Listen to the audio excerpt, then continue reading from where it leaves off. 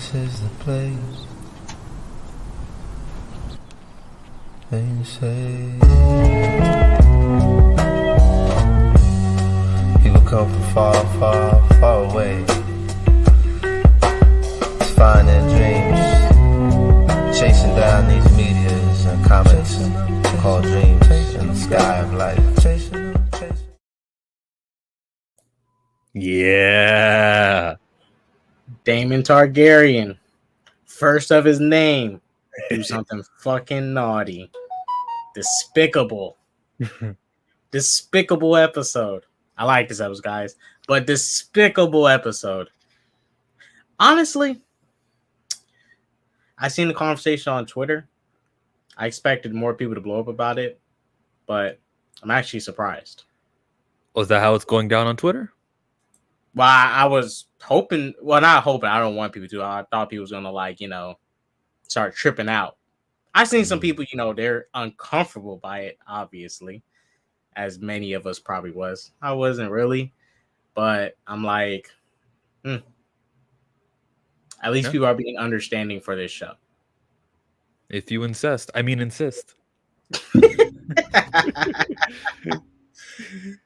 Nerdman will be joining us soon, guys. Right now, me and Chillmonger are going to start. He's going to be in about 5-10-ish minutes, whatever. But did you just call me Chillmonger? No. It is the Monger of Chill, House Wakanda, the unmonetized breaker of Comics Gate. Monger of Chill, House Wakanda. Forever.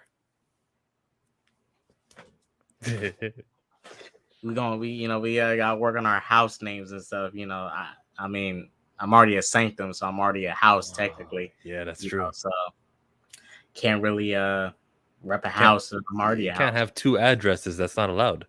Right.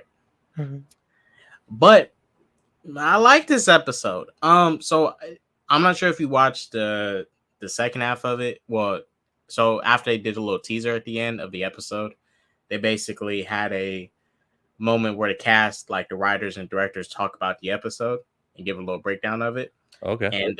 And they basically broke down Daemon's, motivations this episode. Because, a lot of people probably think you're just looking surface level. And I kind of did that first too before I got to that part that, Daemon's trying to get with Rhaenyra because he likes her. Nah, he was doing that to get back at Viserys, to pick at him, to, unruffle his feathers. And it makes sense because when they're having a moment in the brothel, they're having fun, chilling, and they just walk in there. And Rhaenyra is clearly she is, what's the word? Drunk. She's interested in everything that she's seeing. She's like, oh my gosh, she's happy. She's having fun. She got to just chill for one night, just not have to be a queen and act formal and all that. Just go do something wild.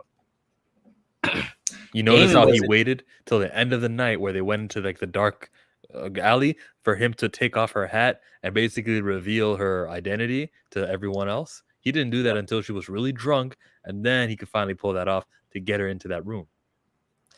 And Daemon, when he did it, how he came up on her, you notice when he kissed her and she kept advancing and he gave up on it.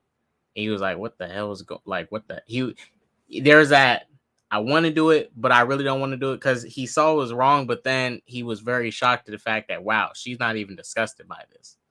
Because he was doing it to try and get under the father's feathers. That's all he was doing it for. He figured it was wrong too, which was obvious, and he walked away, shameful about it. But he was just doing it just to get under the father's feathers. Because I thought in the first episode, in the first scene, I thought he was gonna try and challenge Viserys for his throne at that moment. But no, they flipped it. He totally yo, I want to be back in my brother's embrace. And which shocked me is I was like, doesn't sound like Daemon. It sounds like Daemon would have definitely took this opportunity to advance and, try to stake his claim. I did this. I did something you couldn't do. Exactly. That's why he did that thing in the last episode, to be a guy who had one over on the king. So he's not just returning just to be your brother. No. And like I said, with the way they have treated Daemon, it is literally this petty battle between. I mean, Viserys isn't really partaking in it, as much as Daemon would want him to. But if they was both being petty about it, this would just be a petty squabble between two brothers that are trying to one up each other in like a little competition. When it's not that, but that's what Daemon would probably hope for it to be, even though Viserys is not playing along with these games.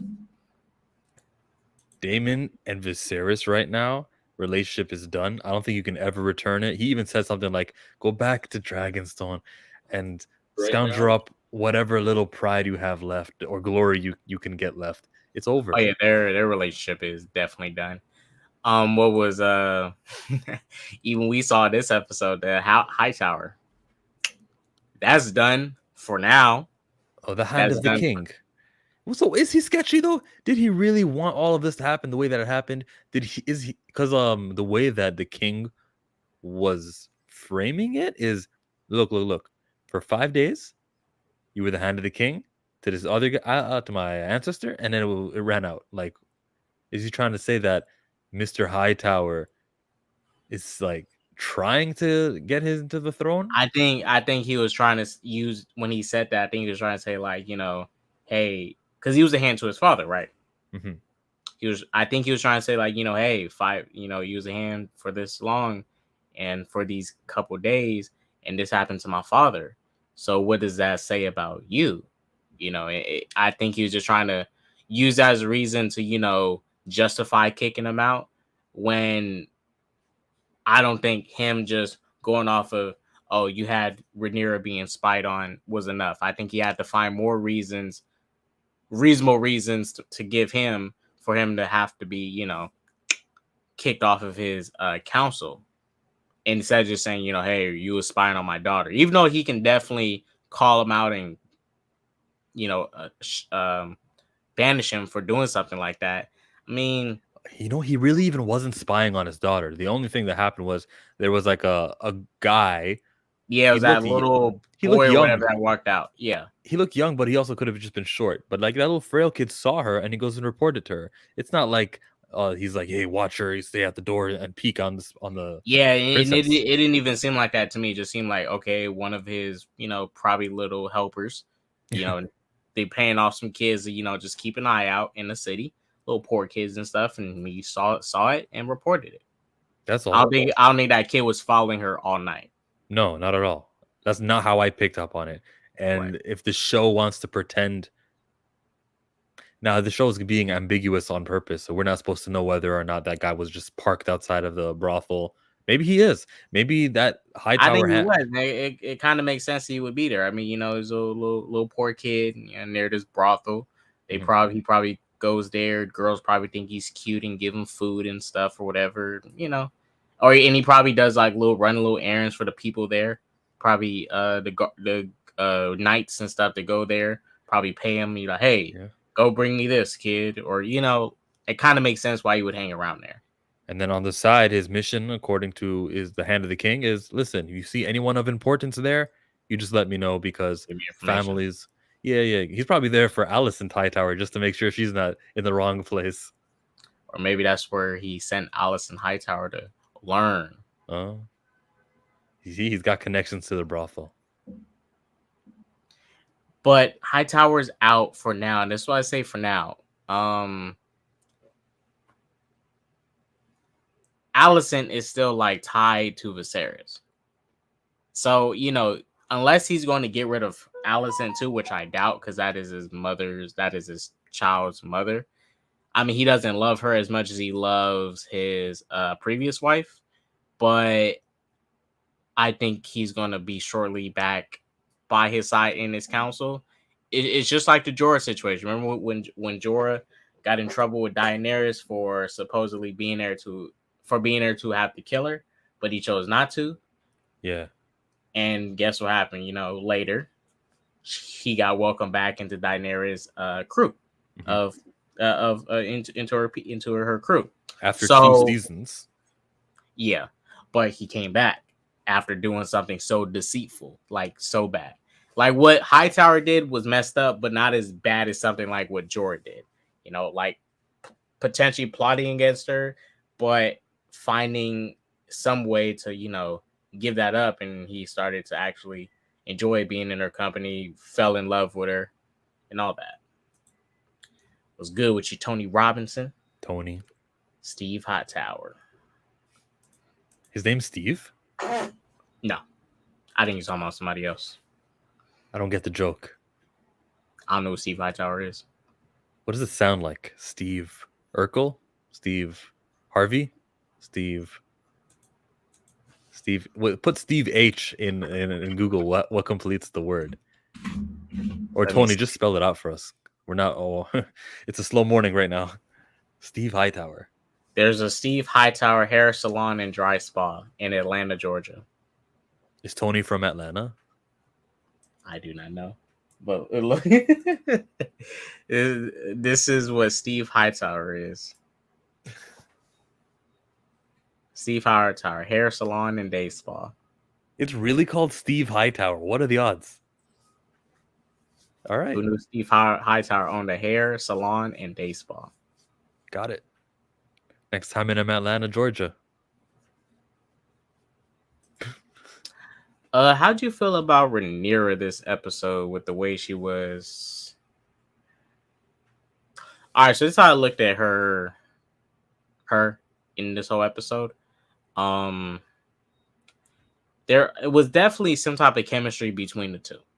There was some chemistry. You can see chemistry between Daemon and Rhaenyra, whether it be romantic or, you know, they had some chemistry going on.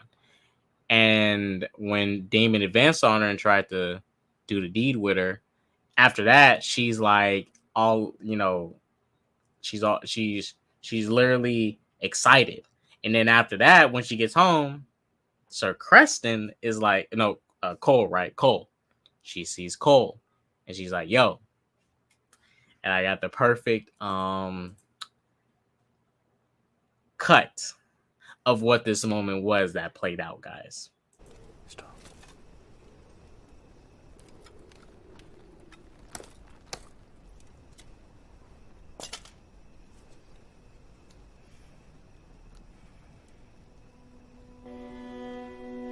What the fuck were y'all doing in here? Have you two lost your goddamn mind?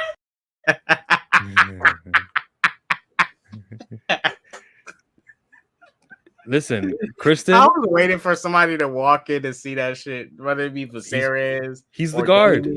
He was the something. one. He was the one who was gonna stop anyone from walking in.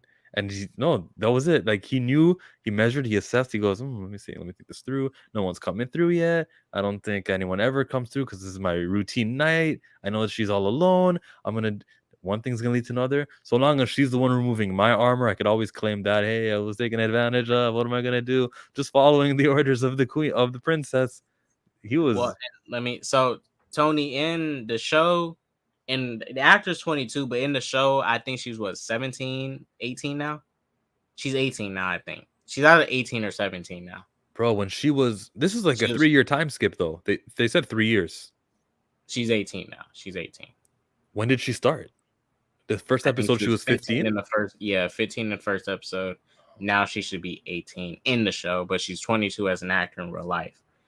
She's 22 as an actor. Maybe when she filmed it, she was 21. Maybe. Well, because they had to film. House of Dragon got announced.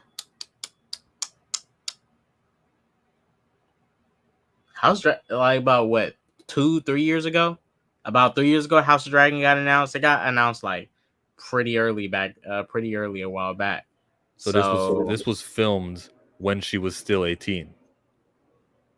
Right? When she was 19. When she was 19, this was filmed. She looks about 19, 20. But maybe it's the makeup because they're supposed to try to make her look as young as possible. Yeah. And we have Sir Nerdman. Yo, Hello. what's up? We just played the Can you hear me? Rhaenyra, the goods. Oh man, she became a woman today, bro. There's no doubt about it. She became a woman today. She got some hair on her She didn't get hair on her chin, but she got hair on her armpits now. We'll say that much. I wasn't looking at the armpits. But how do you guys feel about Rhaenyra? So however you like it, bro. I don't. How do you feel about Rhaenyra being a young individual, hungry for? I was. This is the thing. And this is what you forget when you're watching this is that she is a young child and stuff, and you forget that I wouldn't even think she would be down with going to a brothel and stuff, or like just having sex with her guard and stuff that she's not supposed to be having sex with, and he's not supposed to be having sex with her because he took a vow to he can't have sex until the end of his servitude or whatever it is. He can't have sex. It's a knight. He can't. Yeah, he's not allowed to. Yeah, he took an oath to stay away. I don't think that was something that was actually real about knights. I'm not sure, but I'm pretty sure they were allowed to. I think that's a George R.R. Martin kind of addition to knighthood, but I might be wrong. But yeah, she's young and she likes to have sex too. Just like young boys, we like to. Yeah, we have sexual. What did you make of this episode? I don't know. Like you've been talking about it. What did you make of it? I like the fact that Damon is petty as hell. This bastard. How do you think he's petty? Because I don't. Right. I think he likes. So when. No, I think he does. But did you watch the? I talked to Chillmonger about it, but did you watch the second half after the teaser, after the credits? Did you watch the actors and directors breakdown? So basically, what the director of this episode broke it down as was, and it makes sense when you look at the episode now. What Damon was doing was he was trying to one up his brother. So when he came back with and announced who he was, his new title, what did we think he was gonna do? I thought he was gonna hey, I'm better than you. I'm challenging you for the throne. But no, he's like, I just want to come back into your beautiful embrace, like take me back. And he did. And then later you see Damon trying to move up on his brother's daughter, and flirt and all that. Takes to a brothel, which could tarnish her name when he stops himself from doing it. Right. But as the director explained it in the after the credits, was that when he did it, he was hoping for her to have a reaction of a disgust, but she wanted it. He didn't want her to want it. Because he was he wanted her to be disgusted by it and be shocked and alarmed. Because he's trying to one up the brother. Like she wanted it. And he really didn't want her to want it. That's why he just went back to the horde. Because he was like, yeah, is it? And he knew it was wrong too. So he knew it was wrong. Then why is he asking her to be queen? I don't understand that. Like he wants her as his queen. That doesn't make sense then. Well, this thing, right? There's chemistry.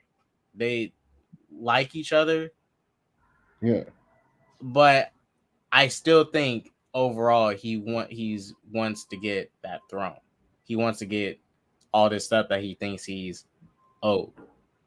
Because who's to say if he gets her Rhaenyra that he's going to constantly want to be with her and stuff? Because like I say, if they get married, they don't have to be having sex and stuff with these people they're married to.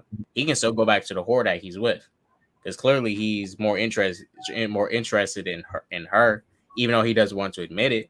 Look at what he did in this episode. He went straight to his whore girlfriend. Went straight to her.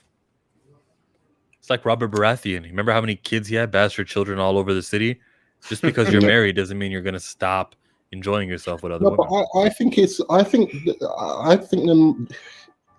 the director's like misinterpreting his own work. I don't understand what, because for me, I felt like he wanted her, but then he realized like, nah, this is the wrong way to do it. Yeah, he definitely realized it was wrong way. And that's why he kind of backed away.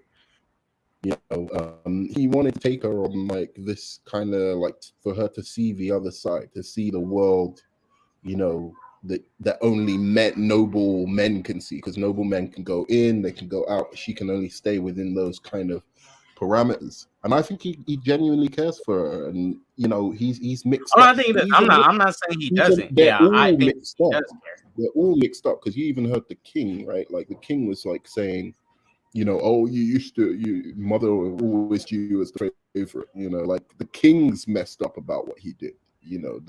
That he ended up like actually doing everything without his help.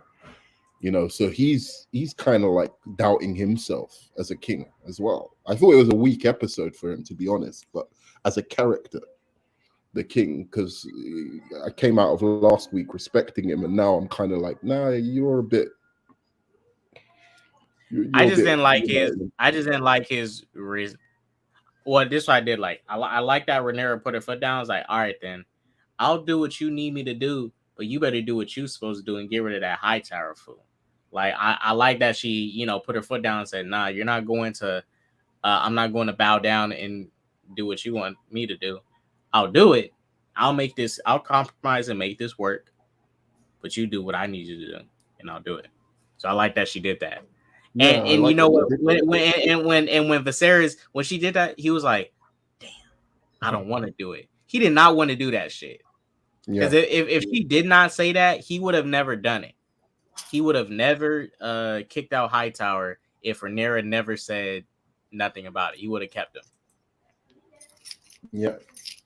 What value is Otto Hightower? Just that I understand. Well, now we get more backstory that he's been there since Viserys was a kid. I mean, he was the previous hand to the father, so you can see why he was tolerating his bullshit for so long. But knowing that he only did this because Rhaenyra told him to do it, I mean, he was just going to settle regardless with whatever bullshit Hightower would have been planning to do. And you know what? It is so obvious that Hightower's trying to step in, and squeeze into the family. And Viserys is just so blind to it. It's like, bro, it is obvious. He literally sets you up. I love that line where he goes, "Yo, you're obvious, bro." He was like, you know what? Even though his sex game was weak, his stroke was doing nothing to Alicent. At least he admitted that Alicent was a diversion, as she was, because she was a diversion. You think Alicent wasn't interested ever, or do you think what was running through her mind was what she was told by Rhaenyra? I don't want to be a baby making factory, something like that. Remember that? I think she was. I think when she was interested in the fact. All right, I think this was her interest was. But my king, I like books. You like books? My king, I only like stories. My king, and the King Viserys, in his moment of mourning, couldn't control himself and saw this young, beautiful woman here and tried to move up on her. Yeah, Viserys isn't slick. Alicent is a victim. She's a victim. She wasn't too enthusiastic. But then again, because look, I when Nerman said last week about Hightower, probably taught his daughter a couple things and stuff, how to be a woman. Because she only does that. She only did that just to do what her father said. Because look how she talks to him. She says, "My husband." Right. "Hi, my husband." And I don't like that line. She sounds so weird saying that. Her delivery of that is so weird. Like, it doesn't, even though it's supposed to sound like she doesn't really like him, the way she just saying, "Hi, my husband," over and over, it's like, say something else. Just say "my love" or something. Stop saying husband. She started talking to Rhaenyra all of a sudden. Like, there was a real conversation early, and then of course when she's confronted, "Who told you this? These rumors? Oh, your dad can't talk like this about me." And like, they were actually going back and forth. "I swear on my mother's life or mother's death." And I was like, okay, you have gotten over whatever beef you guys had from an episode ago. Isn't that an advancement that you're kind of surprised to see? I thought she'd be mad at Alicent forever. Well, that is her. What, her friend? It is her friend, but to be fair, Alicent did overhear stuff. Now, if we come to find out that Alicent is fully aware of Hightower's tricks, then Rhaenyra definitely does not need to be having this person, in her circle. Again, can I circle back to what did you actually think of the episode? Because I thought it was cool. In a way, it was cool. I mean, right? last episode was more exciting. Yeah, but I thought it was cool. Yeah, it's an interesting world. I like the fact that she became a woman and all of that kind of stuff. But it's just like I'm still stuck thinking like this is almost like Dynasty. You know what I'm saying? Like it's the how would you put it? It doesn't feel like there's an epic thing at the center of this that the dispute. Like say what you want to say about the White Walkers or whatever. That was something that you knew was like, it was always the most boring part of the show for me, but at least you knew that was the thing that was the epic thing at the center that everything was kind of narrowing towards, right? But this is just like the skirmishes of like, and political intrigues of like. We're narrowing towards the king being beheaded. That is happening. I know that with every fiber of my being, because kings in this series are temporary. They're like, so you think the king's 5 years, all the time. That king's gonna get got. Yeah, every episode it's gonna start something. There will be a war, and then I think the Corlys and his faction are gonna have a claim. They're gonna try to become the heir. I think a couple of babies are gonna die. I think a lot of violence is gonna spark a war for who's gonna be the king. So what do you think Hightower is gonna do? Did you guys watch? Did you guys watch the teaser? Because I think Hightower is gonna do what he wants to do and get Aegon ready to rule. Yeah, because he's pushing Aegon. He's not pushing Rhaenyra. He's pushing Aegon. That's right. We've never pushing Rhaenyra is just going to cause drama. He's Team Aegon, obviously, his grandkid. He speaks to Alicent very few times in this show. When we finally do get the two of them on screen talking to each other, discussing things, it'll be like, yes, our evil plan is going thoroughly, and they'll be like talking to each other as if, they were always on the same page. And we'll see that. They've just been withholding it. Every conversation we've ever seen between the two of them, maybe the king was in the room, maybe a nod, or this way, that way, hey, hurry up. Like, we've never seen them. So yeah, let's see what they had to say after. I'm curious, what did they have to say after the show? So this is the episode 5 sneak peek. I think you're right, Chillmonger, by the way. So this is a sneak peek for episode 5. I wish to propose a marriage. My daughter and heir. To my daughter and heir. I hope to herald in second age of dragons. Rhaenyra's succession will be challenged. Knives will come out.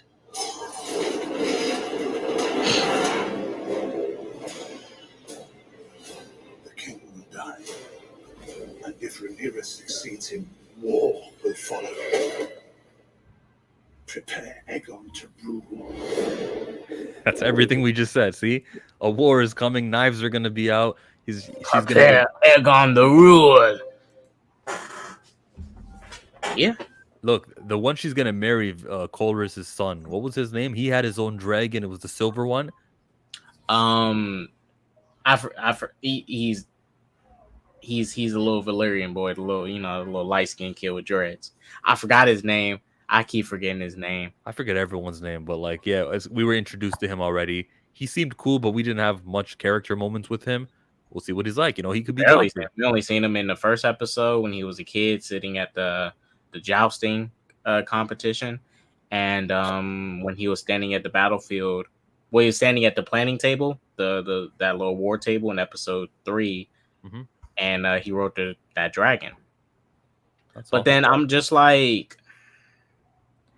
Okay. The father wants to have a strong fleet because as Nerman said, a military is as strong as their fleet, and you need that.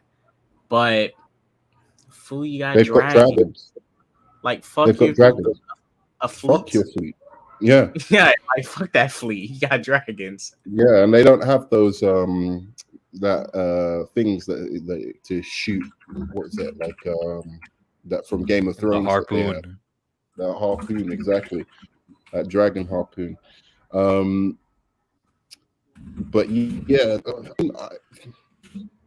I hope it does hook me in like next episode, because like after the next episode, I'm gonna be like, okay, I'm just watching this because I like Game of Thrones, as opposed to I'm watching this because this is excellent must-see TV.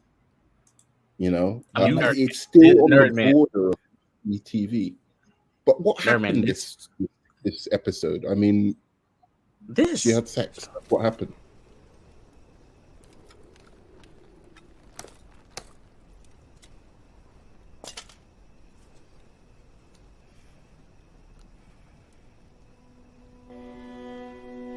What the fuck were y'all doing in here? Have you two lost your goddamn mind?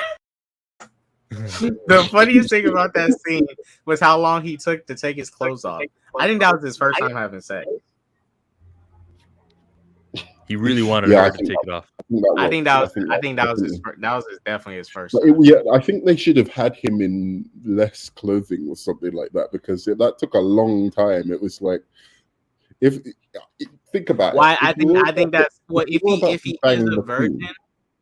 If he is a virgin, that makes sense with his the awkwardness that was in the scene. If they're both virgins, because it would kind of go like that. They like taking their clothes off one at a time. They don't really know. No, it's true, but like I'm telling you, if that was me and I'm thinking this is the princess and I have to guard her, and like I'm gonna get murked if somebody finds out about this, I'm gonna get killed. Right. If it took me that long to take off my clothes, I would have changed my mind. You know what I'm saying? Like halfway until he take all you do is you just take off your gauntlets. Yeah. You know what? I'll just go down to the whorehouse or whatever. I'll get a chick from there, man. Like, he wasn't thinking with his head. You couldn't resist at the moment. It was very tempting. No, I totally understand that feeling, but like if there's a lot of things going on, I'll have time to think about it. I'll think with my dick for like about, I don't know, 2 minutes. More than that, then my senses start coming back, and I'm like, okay, this pussy's deadly. Like, this pussy will get you killed. You think that's gonna be his first time, or you think there will be a second? Like, will they return to? Will she return to him? He's guarding. He's still gonna be guarding her no matter what. It's not like he told on himself, and it's not like there's evidence of it because of the Plan B, Plan T. Oh, yeah, so what was that? What was that? So the Meister said there will be no circumstances from what happened. He basically said, I know you effed. Here, take this. Here, I'm prescribing you this drug. Yeah, and she never like fought it or nothing, which is, I don't know. I feel like she doesn't want to foster any kids. Mm-hmm. I mean, she really doesn't want to have kids because obviously what happened to her mother, and she doesn't want to be. That's deep that her father did that, because that's like her father going, I know you bang. Don't. But that's the thing, though. You don't think the Meister's a spy himself? The father's gonna be like, when you gave her the tea, what did she do? Because like, if she knocks over the tea, what are you talking about? I did nothing. I don't need this. And then she'll be like, okay, maybe she didn't do anything. But like, if she goes and she drinks it anyways, then it's like, why are you drinking it unless you did it? That was a test itself. I hope I see that in the next episode, Meister. And how did Rhaenyra react to your beverage? Like, we'll see what happens. She didn't push back, my liege. She gulped it with 1,000 thirst. It was as if it was in an oasis at a desert. She didn't stop. She got every drop. But even though this episode was very much a lot about, the dynamics between males and women in an era like this, at a time like this, I did like that look, most people would call this stuff the woke stuff, right? But I don't even look at it that way, the way they're doing it anyways, because I think they're doing it in a very tasteful way, because it's how a lot of women felt at a time like this, especially Rhaenyra. Only thing difference is Rhaenyra is a very outspoken woman. She's not outspoken in the sense like, oh, she's a Karen and stuff. She's very outspoken in the sense of she won't back down. She knows how to compromise. She's not unruly, but she wouldn't back down. And I like how she balanced her character is. Like, she's no Karen, she's understanding, and she knows when to let loose, and she knows when to reserve herself. That's what I thought about Daenerys, and then all of a sudden that final episode happened. That's not happening this time around. Hey, hey, look, I am an advocate for Daenerys, and all those people deserved what happened to him. She did King's Landing a justice by purging all the sinners in King's Landing. She was purging away sinners. I'm not defending everyone in King's Landing, but there were innocents there. Well, I mean, some of the kids freak the kids too. I think some kids was throwing rocks at Cersei. You mean the whispers? Yeah, screw those kids. Yeah, the ones who whispered. Some of the kids can go too, you know. That's what happens when you mess with Daenerys Targaryen and her dragons. Don't kill her friend. What's gonna kill these dragons here? Are there dragons? That's how I do. So far, since we're on episode 4, I don't know how many more episodes we got. They need to show more dragon stuff. Like, they need to show more dragon stuff. Like, yes, how much more dragon stuff? How much more dragon stuff can we get? Seeing them breathe fire, we get the gist, and they fly. Are we gonna have a dragon race? Like, how much more can you use? Well, I think just seeing them in battle more, seeing like more scenes of, you know, Rhaenyra like riding a dragon. Like, the last time she rode a dragon was episode 2. Yeah, she hasn't rode a dragon for like 2 episodes. I even wonder if she still has a dragon. Like, I don't even know what happened to her dragon, because it's been a 3-year time jump. She still has her dragon. Viserys is the one who lost his dragon. I wonder how Viserys lost that dragon. So he rode Balon. How do you lose a dragon? I mean, I think it died. But I don't know how he lost that specific dragon, because Balon was like one of the best elder dragons. Like, he wasn't just a regular dragon like Rhaenyra's dragon. He has a black skull. Like, he's a very he was one of the strongest dragons and lived for a long time. So whatever Viserys, and this is why I question Viserys' role. How did he lose one of the best dragons out of all the dragons he had? Yeah, he's not a fighter. We saw what he did with the boar, with the but elf. How do you lose a dragon? That's what I don't at that time. Think about how I think he hard lost it in battle. I'm trying to say it died, not like he lost it. Where are you, dragon? Dragon over here. I think it died. But I want to know. I wish they would explain how that dragon died. I know they explain like the books and the lore and stuff, but I want to know. Like, I think they should definitely explain how Viserys lost that dragon, because that should be a question to how he is as a ruler. Because it's like, you know, how'd you lose one of the best dragons you had in your crew of dragons? Like, what happened? And why didn't he replace it? Died. Are they breeding these dragons? By the way, I don't understand. The dragon like that. Why don't you breed it? Well, so the dragon Viserys had was their main breeder. It was breeding with the other female dragons. So that basically that dragon he had was their bull. It was breeding all these good dragon offsprings, and you know, I guess they got another male dragon that's doing it. They'll say they need to show more of the dragons. Like, there's more dragons, but they need to show them. Before episodes end, honestly, I'm just thinking, you've got a nuclear weapon, you know, and you're not breeding that shit, making sure like you've got and if it just died like naturally, wouldn't they give him another dragon? Surely it's like he's king. Maybe I think you need to have a bond with it. Like, it has to be in your crib. Like, the egg needs to grow up with the baby. Remember that? Remember, like the egg needed to be with that kid, the king for a day. That kid. That's who's dragon. They definitely have to imprint on you in a sense too, because when Dany's dragons woke up, like, they looked at her and they instantly, I think, you know, they have to imprint, just like any other animal that pops out of an egg. That's it. It's the imprint, exactly. And if you don't have that, that's got to be why the king just can't say, "Give me a dragon," or else he would have had his dragons. And I think you got to withhold how many their dragons can be, or else they'll take over the world. You can only breed 10. That too, and he probably, since his back is all messed up from sitting on that throne, he probably doesn't like riding one, but he can clearly have sex, so I doubt that. She wasn't. That's why she wasn't interested. At all, bro. He was not feeling Hey, that. he was stroking it, man. He was doing his thing. I mean, I He thought he was would just have like struggled he more, just but he called was her in fine. like the king wants to see. The king wants to see you. She knew what was up too. She was like, "Oh my gosh, Oh heavens!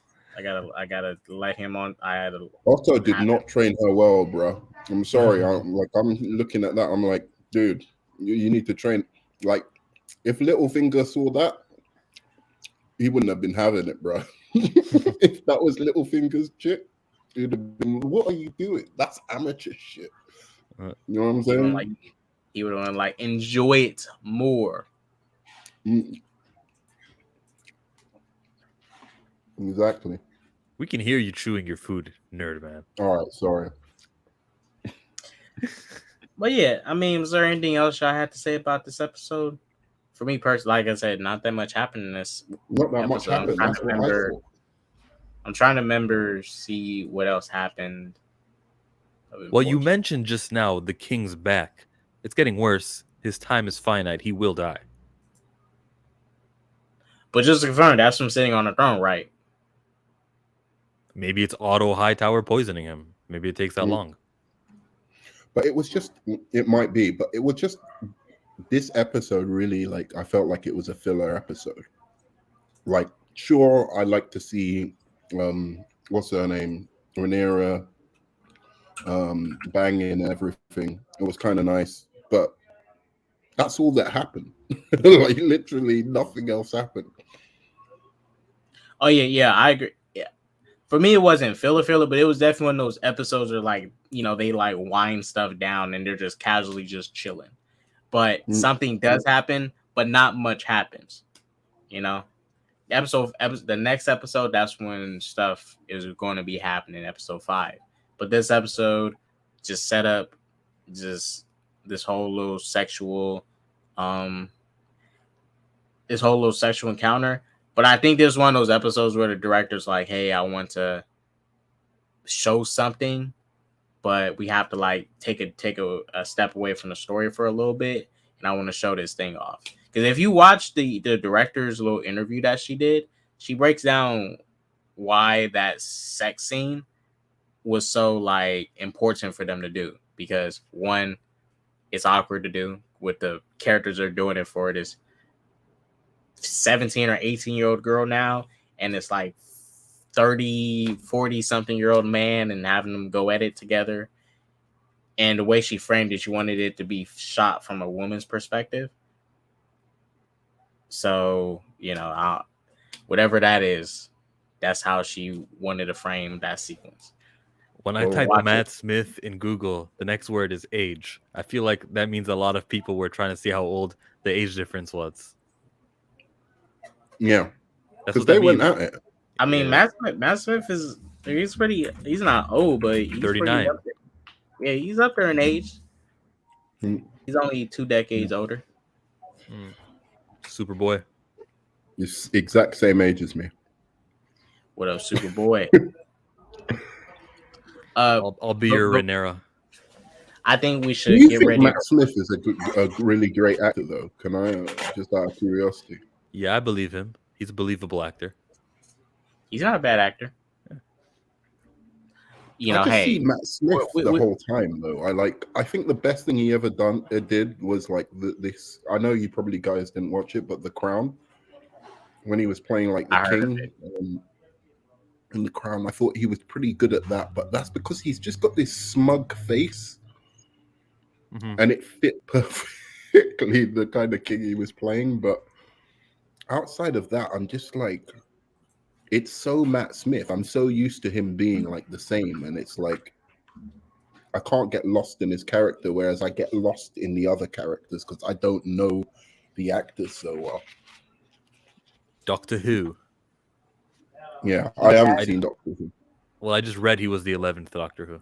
He has that I totally think I'm sexy face when it's not real. Like, you know, he has eyebrows, but it looks like he has no eyebrows and stuff. His eyebrows are... Does he have eyebrows? His eye whiskers. He has them. He's a squinter. He has no eyebrows. Oh my gosh. Well, I can see what Nerdman is talking about. He has that. I want my tea and crumpets. Yeah. He has the I want my tea and crumpets face. I need my tea and crumpets ASAP. Right, exactly. And I like him in the role, but he's not I don't think he's anywhere near the best actor. Like for me, like in this ensemble. For me, he's the most engaging character for me. May not be the best actor, but definitely the most engaging character of the show. Yeah, I was really into Rhaenyra at first, but now I just find her like, oh god, she's just a spoiled girl who's like complaining about, you know, having to be the queen and having to like give birth and all of the. I mean, yeah, I get it. I understand it's horrible. Like you're just there as a baby maker machine, but all of the people are like that throughout the freaking kingdom. You know what I mean? Except you get to sleep in a nice plush bed with a big house and all of that kind of stuff. It's a little bit too much. Like they're trying to make me feel sorry for her. And I'm like, I'd rather just see her kick ass, you know, or do something badass. I don't feel completely sorry for her. Like some stuff I feel bad for her, but I do want to see her do more stuff with, you know, like being assertive with that dragon. I think she need to flex more. Yeah, she needs to pull out that, you know, that mad queen in her. Yeah, I'd much rather see that. Like that would make me believe, oh, actually she deserves to be queen, not oh, you know, I'm a woman and they won't let me be queen because I get it. That was the time and it's terrible. But like for watching it as a show, I'm just like, but why should you be queen really? You're yes, Angel, she hasn't really proved herself much as. Yes, as a diplomat, as a general, as anything. She hasn't proved herself. But she also didn't complain about this episode, did she? She did a little bit. When? She reminds me of Jasmine from fucking Aladdin. You know, it's like, I like Jasmine. Jasmine's cool, but like... I have a lot of friends who are Jasmine. But that's her story. That's the story I'm watching. I'm watching Jasmine from Aladdin, the darker version, basically. Well, and that's why I say, you know, they got to start showing my girl on her dragon again. You know, like I said, episode 2 it peaked when she came on there, and she straight up asserted herself in front of Damon and basically checkmated his ass. Yeah, that was the best thing she's done, and I respected her. And then after that, I've just been like waiting for some more. Do you know what I mean? Like, say what you want to say about Daenerys. I know a lot of people don't like Daenerys or whatever. I could see why this chick needed to be queen. Yeah, she was cunning. She not at used first. her dragons well. Eventually, it got there, but at first, you're just like, this isn't hers. This is her brother's. You know, like, what is she doing here? She's just over here being sold from man to man. Right. I didn't see anything. But she evolved. She evolved as a character, and then became, you know, she became assertive. She had a world. How many episodes are we in? Wait, Daenerys was being badass from about like what? Maybe the 4th. She confronted her brother. 4th episode, she confronted her brother. No, I'd say I'm trying to remember. She is something else in 1st episode. Oh, when she checkmated checkmate that chick, the queen of the king of House Valerian. When I was having that conversation, the little back and forth. Oh yeah. She did that as well. That was good, but again, I want to see her like assert herself and prove, like in the council, like for instance, like say no, you're not listening to me. This is the way we need to do, you know, win this battle, or this is the way we like need to like the thing she did with her dad. I want to see more of that. Yeah, you know, even though she compromised and did something she didn't want to do, which, you know, at the time you got to do a lot of compromises, like a lot of them. She compromised, but she made sure to get what she wanted out of the situation too. She didn't just fully submit. And I think she had a boss move in episode 2. Queen, right? She's not going to become queen, right? I don't think she's going to become queen. That's my opinion. I think they're going to like take that away. And for me, I feel like she will, but I wouldn't be shocked if it gets taken away shortly after when Aegon becomes of age more. I feel like it's only a matter of time until they get Aegon to the age they need to get him at to let him be king.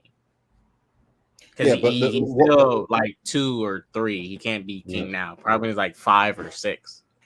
Yeah. The reason I ask is, go on.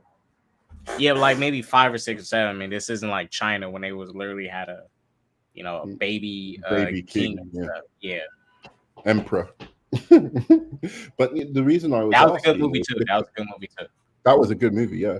The reason I was asking was because I need by then to not just feel like she's just somebody complaining about how unfair it is for her not to be queen, because I know it's unfair for her not to be queen. Like that goes without saying. Like it's unfair within that kind of system, but a lot of things are unfair. Like to be, honest, right? Like the way that people are living on the streets and everything like that. All of that is unfair. So what's happening to her is unfair, but it's not even the most unfair thing in that society. So for me to really like get there where I'm actually feeling this character when she's just about to get what she wants and loses it, I need to believe that not only is it unfair that she isn't becoming queen, but she really deserves to be queen because of her actions, not because, like, I don't know, she wants to be free and have sex and not have to worry about being a baby making machine. That's like every woman's problem. Daemon right in the eye at Dragonstone on the brink of a war when Otto Hightower couldn't solve it. She came around her dragon. Give me that egg. Hey, I'm right here. I'm standing. I'm the reason you're not the heir. Take care of it now. And like that was a big move. You're ignoring that. I'm not ignoring that. I thought that was a good first move to get me to like her and warm up to her, but that's not enough. Stopping war isn't enough. Okay, what's it gonna take? She has to become a Mary Sue.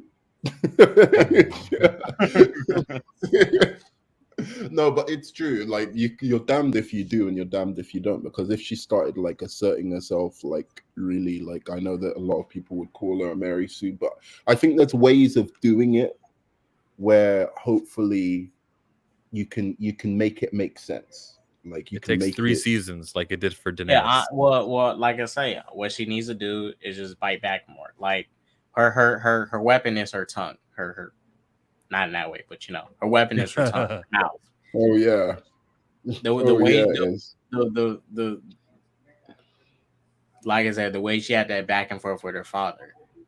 We just need her to assert herself more with the way she speaks. She has the potential to step up. I don't think she's going to have this throne as long as we think she's going to. I feel like it's going to be very temporary. It's going to possibly get taken away from her. And she might be in a situation where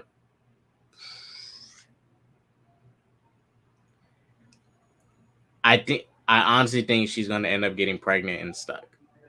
Yeah, with who? Possibly. Someone's going to get her pregnant and she's going to get stuck and not be able to do anything. Yeah, I think that's that's what they're basically like setting up. I want to say one last thing about this. The reason of my disappointment just with her character, because I liked her so much. The other really the thing why I'm saying this is because I love this actress. I think she's a great actress, and I think she has the potential to be one of the most iconic characters in this whole lore if they do the right thing with her. But right now, to me, it's like the Matt Smith show. And even the king is a more interesting character because he's like more how would you call it, like multifaceted, right? Like from episode to episode you go back and forth with your feelings towards him. So I just want them to make the best out of that actress because she's fantastic. I just and she can do it, but she needs the material. But anyway, that's the last thing I'll say on that. We definitely are at the point we got to rank this episode, give our grade, and yeah, let's rank it. Wind up, get on out of here, because I got to get some rest. Shomar got to get his rest. Next Monday, we'll be back. Episode 5 seems like it's going to be intense. But my grade for this episode, if I had to do it out of 5, I give it a 3.5 out of 5 for this episode. I'll go lower. It's a 6 out of 10. It's 3 stars. 6 out of 10. 3 stars. Wow. I'm going to go with K-Dots. I'm going to go 3.5. I think the rest of the episodes were... Well, there's only been 3 before this, right? So the first episode was, just so I can give some context, the first episode for me was a 4. Second and third were 4.5. And this is a 3.5. So this is the lowest episode for me. Like... in terms of the only thing I really enjoyed is that she got banged. That was it. Like, I was just like, that's cool. But yeah, I need much more from next episode. Give me more dragons. Yeah, that's the key. Definitely need more dragons. And don't be stingy to give us some more action in House of Dragon. Throw some action our way. We definitely need some again. But that's our House of Dragon talk. Real quick, since Nerdman's here and we can get him before he leaves. Nerdman, I don't want to make this about it. Shomarger's here. He probably agrees. Did you see the Thunderbolts lineup for the MCU? Yeah, I did. It was the what do you call it? I just wanted your opinion on the bad guy from Black Widow, Yelena. Who else was there? We had U.S. Agent, Bucky, U.S. Agent, and Ghost. Bucky. And Ghost, really? From the Ant-Man show or the Ant-Man film? Are you excited about? No. The trailer for Secret Invasion looked surprisingly interesting, kind of dark. Not surprisingly. I don't mean when I say surprisingly interesting, I just mean tonally. I didn't expect that. That was like really tonally, like, whoa. That's the MCU, like really going Snyder to something different. Yeah, I agree. Hold on, guys. Give me a second. What is he gonna pull up? You're gonna pull up the lineup? I'm trying to do that, but here, I'll be back. Give me just a minute to come right back in. My computer. I know what you're gonna pull up. You're gonna say how Winter Soldier is similar to the Red Guardian, similar to Yelena. And who's the other super soldier? U.S. Agent got the serum. You're gonna say Bucky. Oh no, I was just trying to bring up the lineup so Nerdman can see it and tell me if he likes the team and who he would like to have, who he would have wanted on a team instead. But let me restart it real fast. Like, give me just a quick minute, restart this computer. Oh, just a quick minute, guys. Quick minute. Superboy says that the Thunderbolts lineup is good and that you're MCU haters. Facts. You're goddamn right.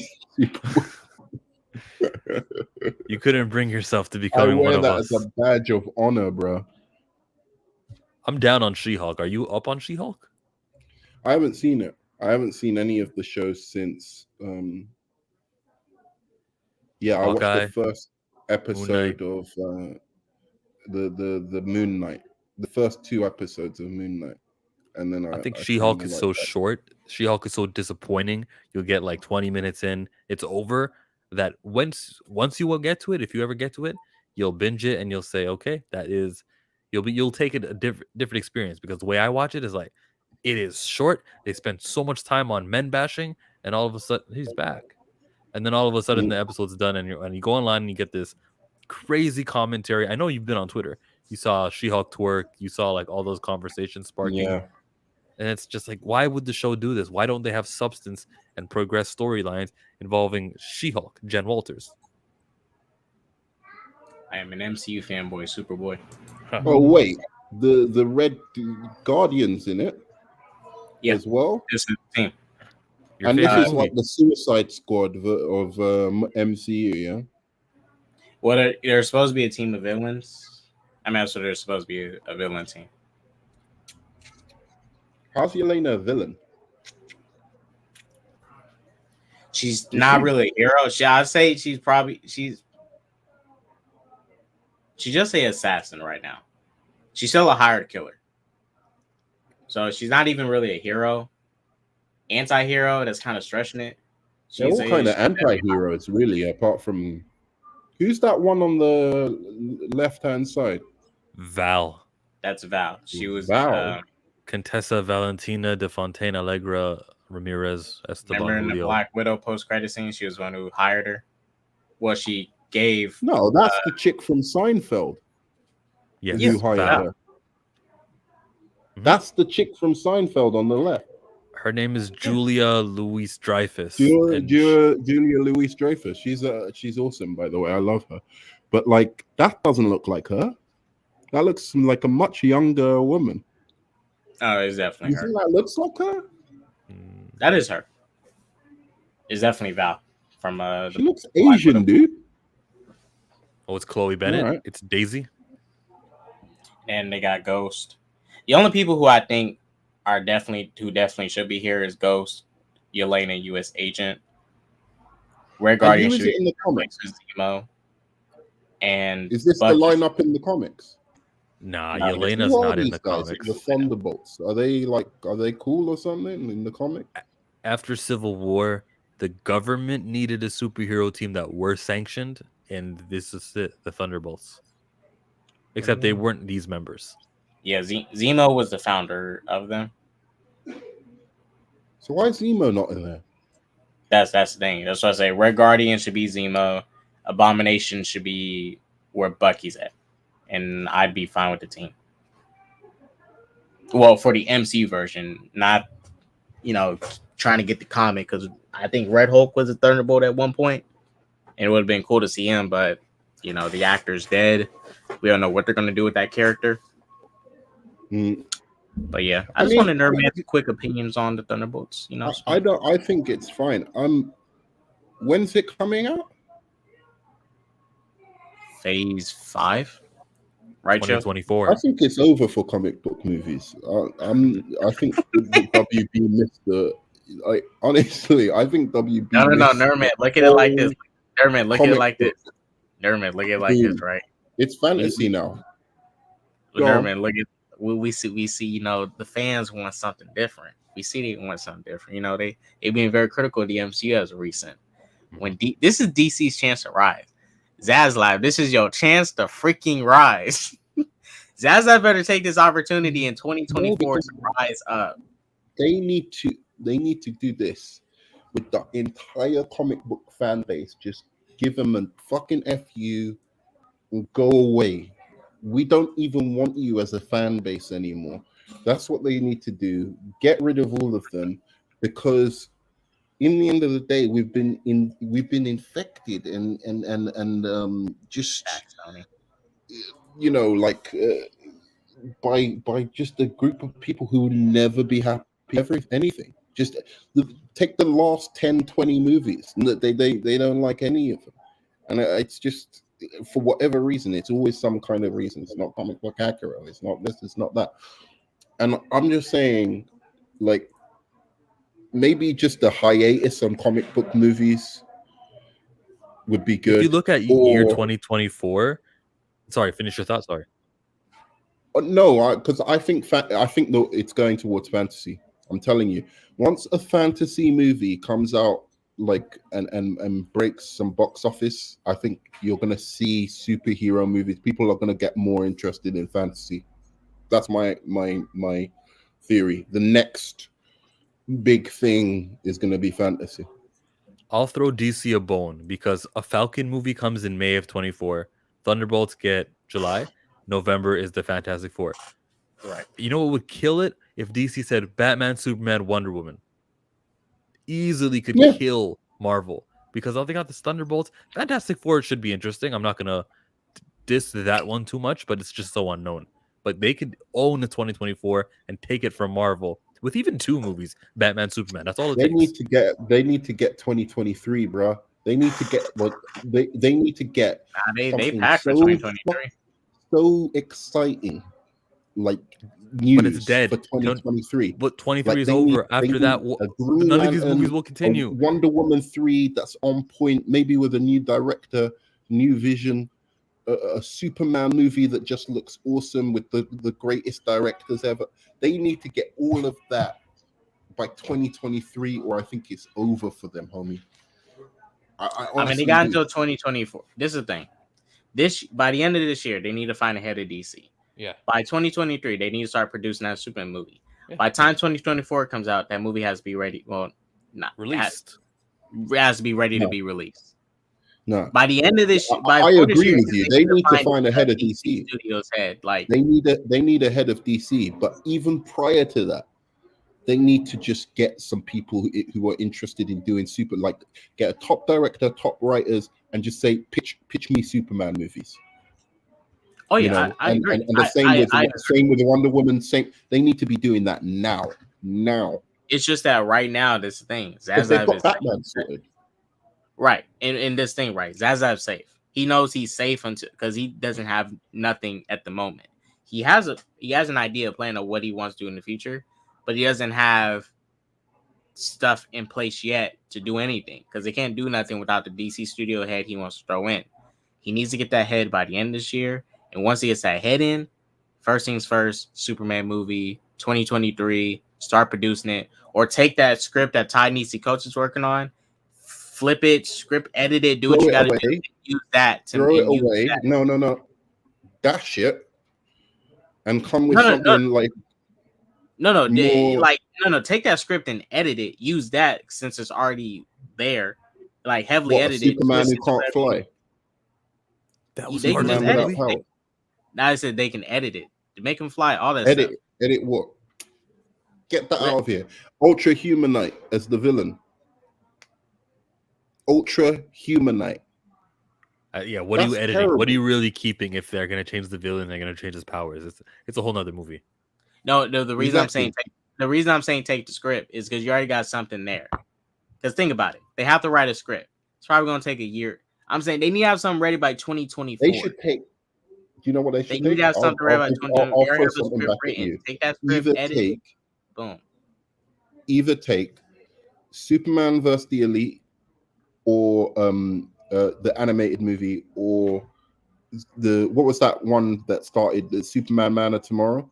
Take that and tell a script writer, we want you to adapt that, but make it more mature.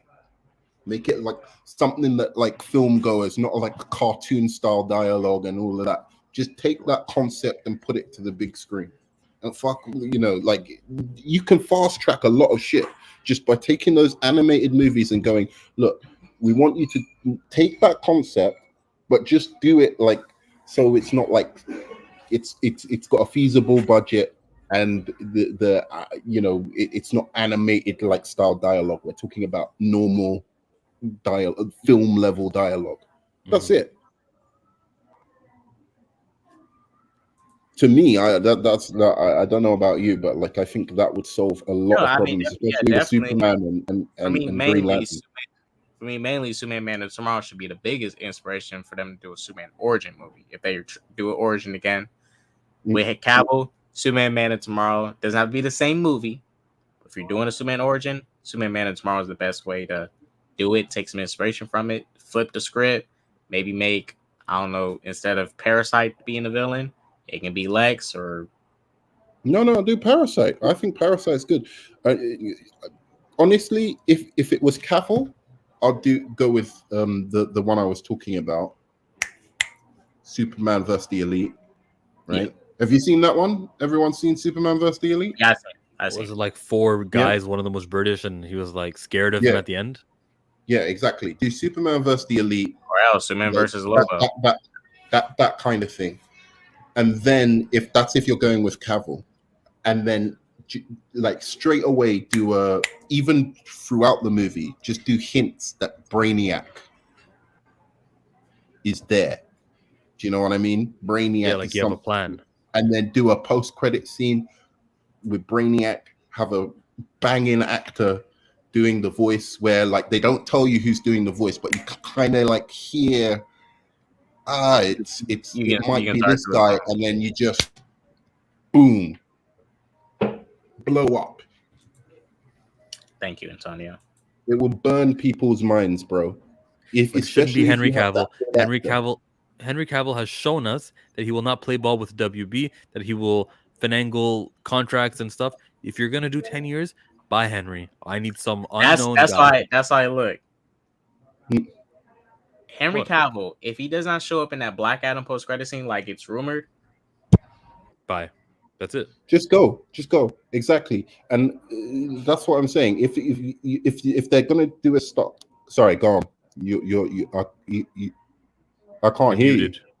You're muted, bro. I think you banged the microphone. You banged your thing. Audio. If there's gonna be a Superman post-credit scene, what's up, Anzo? There's gonna be a Superman post-credit scene in Black Adam, like it is leaked to be, or what it is, or what it's said to be by leakers and stuff.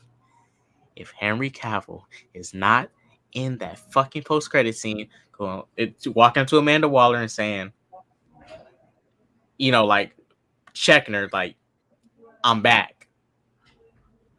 Then deuces to Cavill. Recast. That's it. Move on. Keep it pushing. Not just recast.